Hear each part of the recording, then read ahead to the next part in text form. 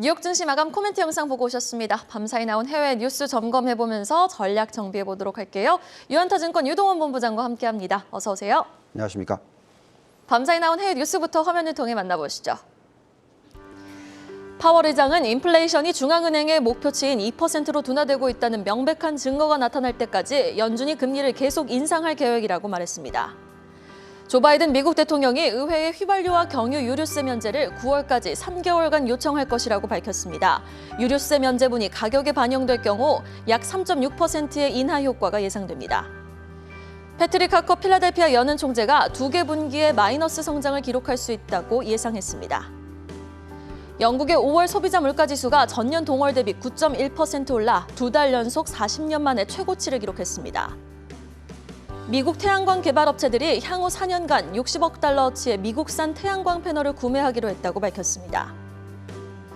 중국 당국이 인터넷 헬스케어 사업에 타격을 주는 규제를 도입할 수 있다는 관측이 부각되자 어제 홍콩 증권거래소에서는 징동건강과 알리건강이 14% 가까이 폭락하는 등 관련 기업들의 주가가 급락했습니다. 자, 첫 번째 뉴스, 경제 수장들의 쏟아지는 발언입니다. 어제는 옐런 장관의 물가 잡기 의지 발언이 부각이 됐었고요. 밤사이엔 파월 의장의 발언이 있었죠. 글로벌이 주시한 파월 의장의 코멘트 영상으로 먼저 확인해 보고 오시죠. An extraordinarily challenging and uncertain time. We are highly attentive to inflation risks and determined to take the measures necessary to restore price stability. The American economy is very strong and well-positioned to handle tighter monetary policy. It's certainly a possibility. It's not our intended outcome at all, but it's certainly a possibility. And frankly, the events of the last few months around the world have made it more difficult for us to achieve what we want, which is 2% inflation and still a strong labor market. 경기에 대한 자신감을 보이자 나스닥 지수가 장중에는 1% 반등을 하기도 했거든요. 하지만 시장은 결국 경기 침체 우려에 무게를 두면서 상승폭을 반납을 했습니다.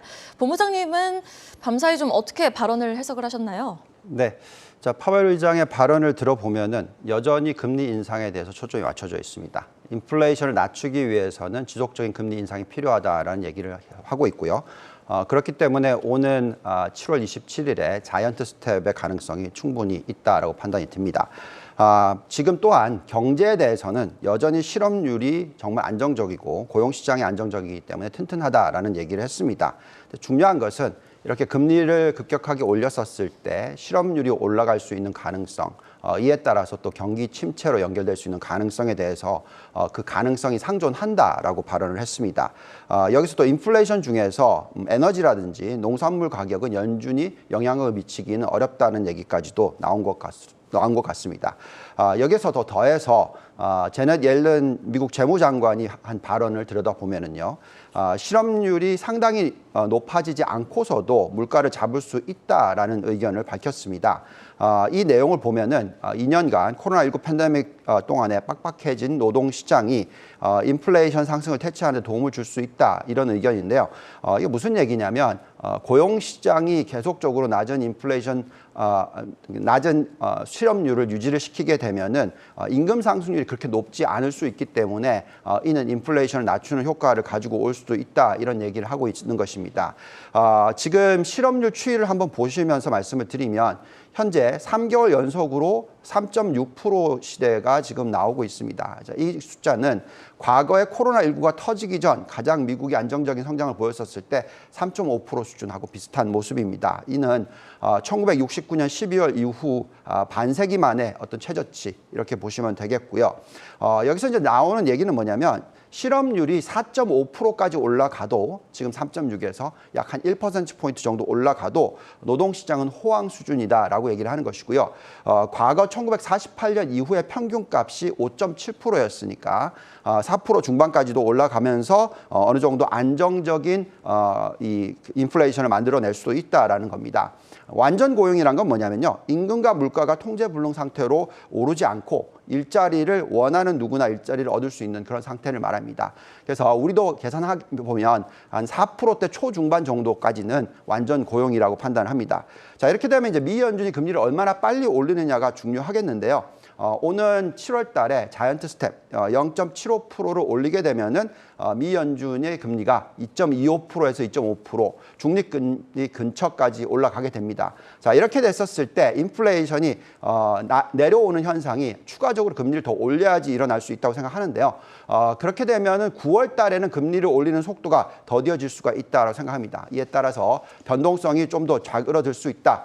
이렇게 생각을 하고요. 중요한 것은 골디락스 구간이 다시 만들어질 수 있는 가능성이 있느냐. 즉 2009년부터 2019년까지는 인플레이션 약 평균 1.6%, 경제 성장률 2% 시대, 그러니까 명목 성장률 약 3에서 4% 시대였는데 이제는 인플레이션이 2.5에서 3.5, 좀 더 높은 수준, 여기에 명목 성장률은 한 5% 이상의 시대, 이렇게 만들어질 수 있느냐 하는 부분이 되겠습니다.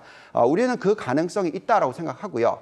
이에 따라서 우리가 지금 이 잔존가치 모델로서 미국 증시의 매력도를 한번 짚어보면은 최악의 시나리오인 경기 침체를 반영한 숫자, 이익 증가율이 올해 0%, 내년 0%, 내후년에도 0% 이런 식의 굉장히 저조한 이익 증가율을 생각을 했었을 때의 적정 가치가 지금의 S&P 500과 나스닥 지수하고 비슷하다라고 말씀을 드리겠습니다.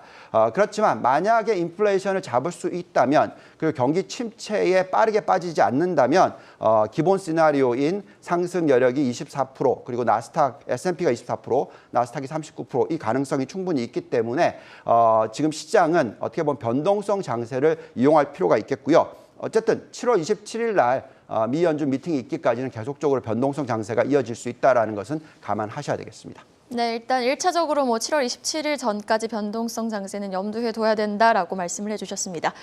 자, 이어지는 두 번째 뉴스는요. 미국 태양광 시장의 자체 공급망 구축 소식입니다. 워낙 미국 태양광 시장에서는 그동안 해외 패널 의존도가 높았죠. 수급난을 겪었기에 이런 대책이 나온 것 같은데 맞나요? 네. 자, 이 내용을 잘 이해하면 지금 현재 시점에서 미국과 중국과 한국 간의 관계, 특히 중국이 이 태양광 산업에서는 경쟁력을 가장 크게 가지고 있습니다. 그런데 한국이 미국 쪽에 있는 패널을 생산하는 것도 많이 있어요. 그렇기 때문에 이 뉴스는 어떻게 보면 한국의 수혜가 될 수도 있다라는 생각을 가셔야 되겠고요. 우선 어쨌든 내용을 들여다보면 미국 태양광 개발 업체들이 향후 4년간 60억 달러죠. 약 7조 8천억 원어치의 미국산 태양광 패널을 구매한다. 그러니까 미국에서 생산된 것을 구매하겠다. 이런 내용입니다. 그러면 최대 약 7기가와트 규모의 패널을 구매할 계획이고요. 지금 이 내용을 잘 들어보면은 지금 미국의 국립재생에너지연구소에서 얘기하는 걸 보고 있으면은 중국이나 동남아시아 지역이 최대 40% 정도 더 비용이 적다. 미국에 생산하는 것보다. 그렇기 때문에 그만큼 아시아 회사들 대비해서 엄청나게 한참 뒤처져 있다. 이런 얘기를 하는 것입니다. 그래서 지금 태양광 생태계를 미국 쪽에서 만들어내기 위해서 미국에 생산하는 부분을 높이려고 하는 것이고요. 이렇게 되면은 전체적으로 포트폴리오 상에서 그만큼 잘 구성하시는 게 중요합니다. 어쨌든 신재생 에너지는 중요해집니다. 왜냐하면 계속해서 전기차로 넘어가고 있기 때문에 요즘에는 자동차도 이 패널을 위에 달아서 충전을 할 수 있는 그런 방법까지 나오지 않습니까? 그래서 앞으로 계속해서 이 신재생 에너지 관련된 쪽이 굉장히 중요해지겠는데요. 지금 현재 시점에서 이 적정 가치를 대부분의 이 태양광 회사들을 들여다보고 또 글로벌 신재생 에너지 회사들을 들여다보면 이런 종목들이 올라옵니다. 여기에 보시면은 캐네디안 솔라, 진코 솔라, 또 융기실리콘, 다초뉴 에너지, 종호태양가기, 보리허브 이런 회사들이 다 중국 회사거든요. 근데 여기 보시면 이제 한국 회사가 또 올라와요. 하나솔루션이 올라오고요. 또 밑에 보시면은 엠페즈 에너지라든지 베스트 솔라 이건 미국 회사들입니다. 그래서 이걸 비중을 보면은 상대적인 매력도가 충분히 지금 중국이 가장 높아요. 그래서 우리가 패널 관련해서 특히 태양광 관련해서 신재생 에너지 관련해서 비중을 만들 때는 중국의 60%, 한국의 20%, 미국의 20% 이런 식으로 포트폴리오 구성하는 게 상당히 적절하다 생각을 합니다. 어쨌든 이 업종에 대한 투자는 글로벌 전체 포트폴리오의 20%는 투자를 해야 된다라고 말씀을 드리고 있습니다. 네, 알겠습니다. 신재생 에너지 관련주의 매력도까지 짚어주셨는데요. 자, 첫 번째 뉴스 짚어볼 때 7월 FOMC 회의 전까지는 어느 정도 변동성 장세를 유념하자라고 말씀을 해주셨어요. 근데 말이 변동성 장세 유념이지 사실 투자자분들 입장에서는 지금 시점에서 쉽지 않은 상황이에요. 좀 구체적으로 포트별 전략이라든지 좀 구체적으로 심적인 전략이라든지 좀 잘 제시해 주세요. 네, 자, 한국 시장을 보면 그렇게 느껴집니다. 어제 가치도 뭐 계속 빠지고 있고 네. 그렇지만 미국 시장은 선물이 그때가 마이너스 한 2% 정도 선물이었었는데 거의 다 되돌렸죠. 그러니까 지금 현재의 미국 시장을 보고 있으면 확실히 뭐 어떤 변환점이 생기고 있다라는 건 느껴요. 그 부분이 뭐냐면 최근에 보시면은 성장주들이 계속 하락 일변도에서 이제는 어느 정도 옆으로 가는 변동성이 나오기 시작했어요. 지난주 금요일부터 그런 모습이 확실히 나타나고 있습니다. 그래서 성장주의 하락률이 상대적으로 이제는 가치주의 하락률보다 더디어지는 모습 또는 성장주의 상승률이 가치주의 상승률보다 더 높아지는 모습이 나오기 시작했다는 것은 어느 정도 좀 전환점이 생겼다고 생각이 듭니다. 자, 그 이유는 뭐냐면요. 여기에서 찾아볼 수가 있겠는데 여기 보시면은 이 장단기 금리차라고 해서 10년 마이너스 3개월 금리차입니다. 이 금리차가 2% 미만으로 떨어지고 0% 사이에 들어오면은 여기 위에 보이는 이 마이너스 3%, 마이너스 1% 이게 뭐냐면 성장주가 가치주보다 이렇게 초과 수익률을 달성한다. 그러니까 가치주가 마이너스 3%라는 겁니다. 그래서 그만큼 지금 성장주에 대한 매력도가 높아지기 시작했다라는 거고요. 성장률에 대한 둔화가 일어나고 있기 때문에 그렇습니다. 또 보시면은 GDP 숫자로 보더라도 마찬가지예요. 보시면 0%에서 3% 사이에 들어오면 역시나 성장주가 가치주보다의 수익률이 높아지는 시대가 옵니다. 즉 지금 현재 시점에서는 우리가 다들 경기 침체 얘기를 하고 있지 않습니까? 그래서 경제 성장률이 지금 6%대에서 아마 1, 2%대로 떨어진다라고 감안하게 되면 그게 바로 경착륙입니다. 이럴 때는 이제 점차적으로 성장주가 희귀해지기 때문에 여기에 대한 투자를 늘려야 되는 전략이 필요하다 말씀을 드리고 있고요. 지금은 성장주 70%, 가치주 30%의 전략을 펴는 게 좋겠는데 뭐 한국도 당연히 이 성장주들이 많이 포진돼 있어서 지켜보시는 것이 중요하다 말씀을 드리겠습니다. 지금까지 유동원 본부장과 함께 봤습니다. 오늘 말씀 고맙습니다. 감사합니다.